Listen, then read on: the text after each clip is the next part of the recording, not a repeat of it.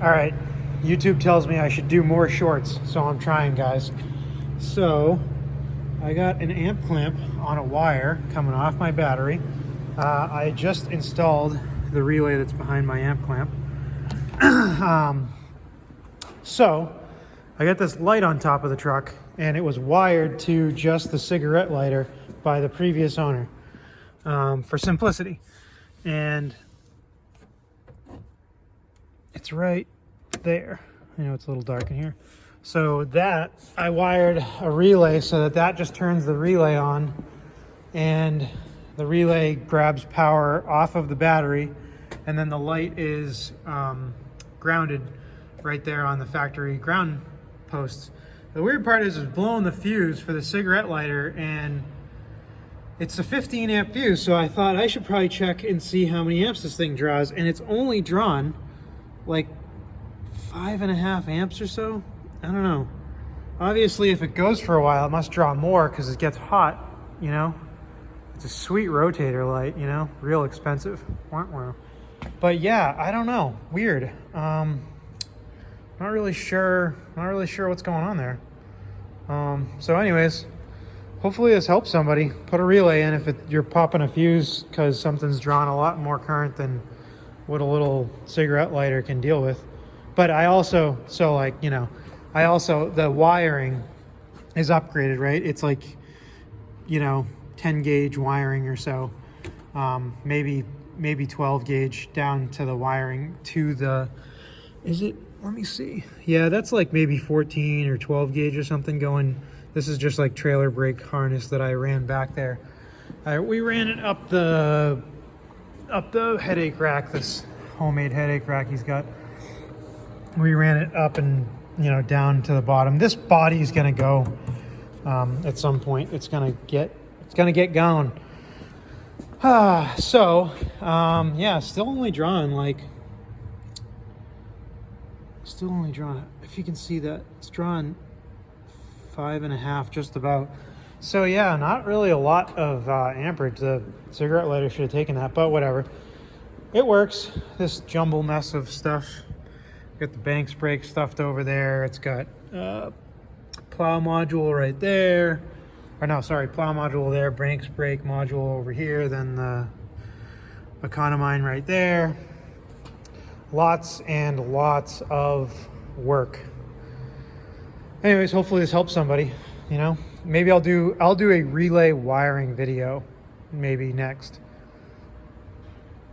That way people know how to wire a relay, I guess. Thanks, guys. All right, so to add on to this video, the switch in the dash is drawing 0.0,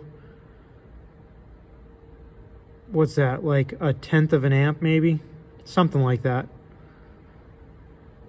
It's like 0.05. It's going between like 0.10 and 0.15 of an amp.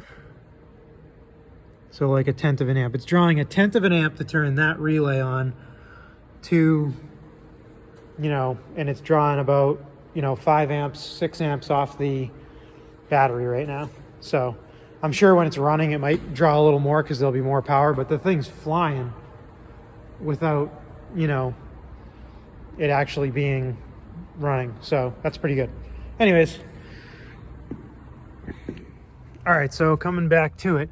So that goes right there. It goes into there. It gives power and ground. It comes out to this relay because it originally went right to the light on top. It comes out to this relay and it goes to the white and black wire. That is the energizing wire to the relay. And if you look at the top of the relay, that's 85 and 86. That energizes the relay. And then 30 is your constant power on a relay.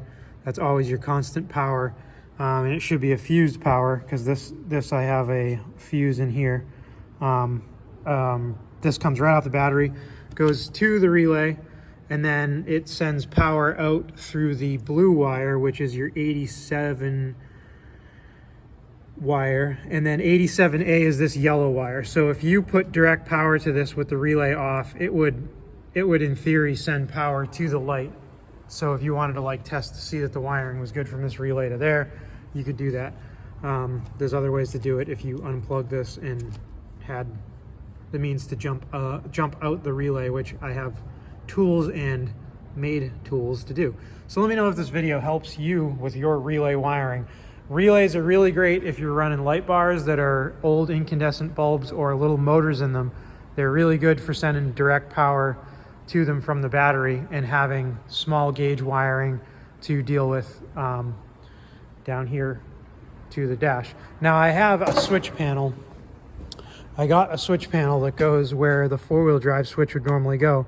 This is four-wheel drive, but it is the very, very reliable floor shifter one, because you mechanically shift the transfer case and all you have to worry about is the transfer case switch sending current to the front axle actuator and all the mechanicals being good there.